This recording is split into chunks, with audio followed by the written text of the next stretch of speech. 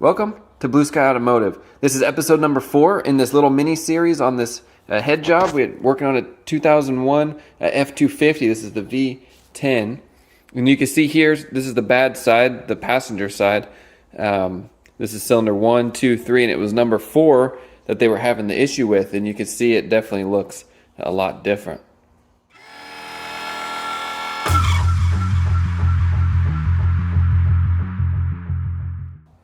So what I'm going to do real quick is just get some heat on these and zip them off real quick.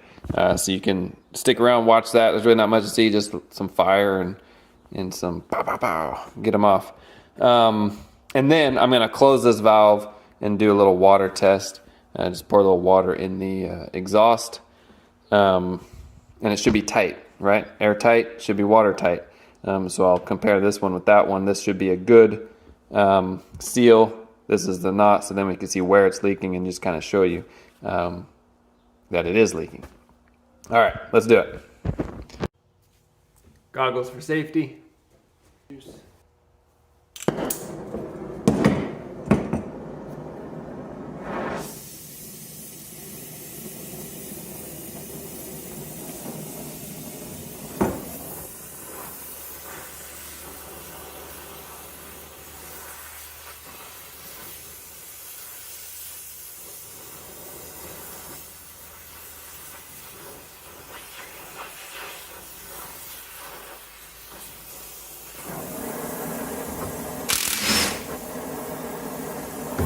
That did not work, it broke.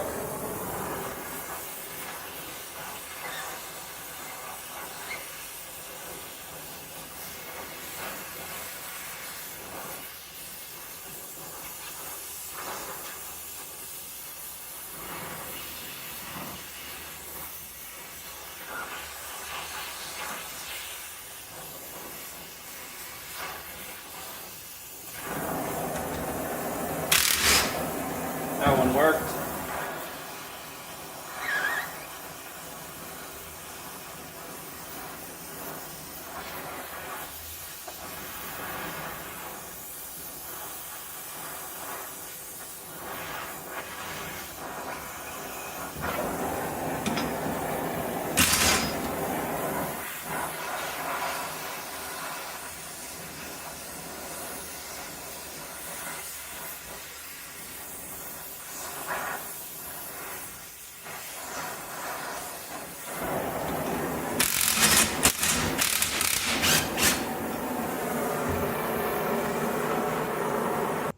So 2 of them came off, 2 of them broke, 50-50. Maybe heat wasn't the solution, or maybe they would have just broke no matter what I did. Either way, that's what we got. Let's let this cool down a second, and then I'll pull the manifold off. Here's a little clue. Look at this exhaust gasket. That looks factory to me. Look at this other head's exhaust gasket. Those do not look factory. So it could be that these were buttery and came out so nice on the driver's side because his head had been off once before, or at least this exhaust manifold had been off before. So whoever tightened it back up, you know, these could be newer studs for all we know. And that's why they came out so nice. And on this one, these could be original 2001 studs. All right, so now I'm going to show you the leak test. It's just pouring water into either the exhaust or the intake with the valve closed. If the valve is closed, it should be airtight, which means it can be watertight. So this is the intake and exhaust. The intake is the one that looks like it's having the issue. So let's go ahead and pour water in the intake and watch it leak.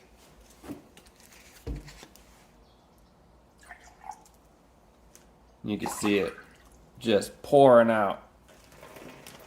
And that is closed as it'll get. And there is no seal around that whatsoever. So that's our leak, that's our confirm, sweet. So now we can take it to the machine shop, let them do their magic on this and get it all fixed. With it open, it didn't look like there was anything catastrophic failure. Not sure why it started to do this. Just to show you what a sealed one looks like, this is cylinder number 5 intake. It's closed, and we can go ahead and pour water. Now this intake is to the brim. Let me show you. I don't know if you could see it right there, to the brim, full. But it's not leaking, it's holding all that water. And that's what this one's supposed to do, but obviously it's defective. All right, great. Well, we got the exhaust off, showed you the leak. So let's take these bad boys down to the machine shop, and they'll probably be there for a couple of days. All right, it has been exactly 1 week. We got the heads back from the machine shop. They're looking pretty sweet, all shined up.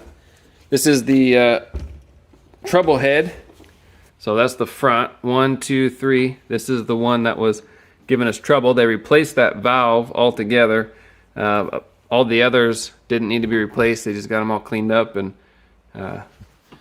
good as new. So before we put them back on, we're going to helicoil all the spark plug holes. This year, I believe in 2002, they fixed this problem, but this is 2001, and prior, they had an issue with the spark plugs. The threads not being macho enough, so the spark plug would strip the threads, pop out the hole. Very common problem. So this vehicle already had a couple of that happen. It looks like at least 2 that's already happened on. So we're going to go ahead while the heads are off, helicoil all the plugs. We're using the Calvan helicoil kit made for this 2 valve. I will post a link down below just to show you the kit. It comes with a big reamer that'll ream out the spark plug hole, and then you have your tap. This is a guide that'll go in like that, and it kind of gives you a nice guide, locks it in. And then your certs, your helicoils. It only comes with 8, but you can buy additional. I'm doing this outside because it's a nice day, but just something I noticed.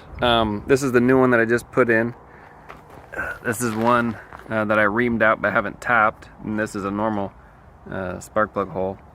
This one had already had its insert put in. Now if you notice, this is the bad head. 1, 2, 3, 4.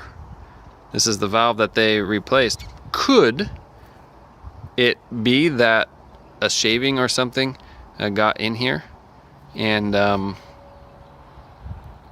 maybe that what caused the valve to fail? I mean, who knows? It's all speculation. I just found that was pretty interesting. And then if you look at this one, you see there's a couple of threads, and then there's like no threads. So this was getting ready to blow out right here. So it's a good thing that we're doing it. And then look, same there. There's like no threads left on this one. So I think it's good that we're doing this for sure.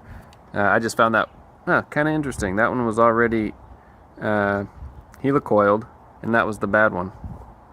Coincidence? Probably. But anyway, just wanted to point that out. But this is my setup, doing it outside, beautiful day. Okay, so the heads are helicoiled and ready to go. One thing I didn't mention, but I'm sure you guys already know this, is just have a uber clean workspace. Make sure all the shavings and everything are all cleaned off. Prep on this. So timing cover, just all the gasket stuff we want clean, free of debris. If you have a lot of dirt like I did around the water pump, you can vacuum it.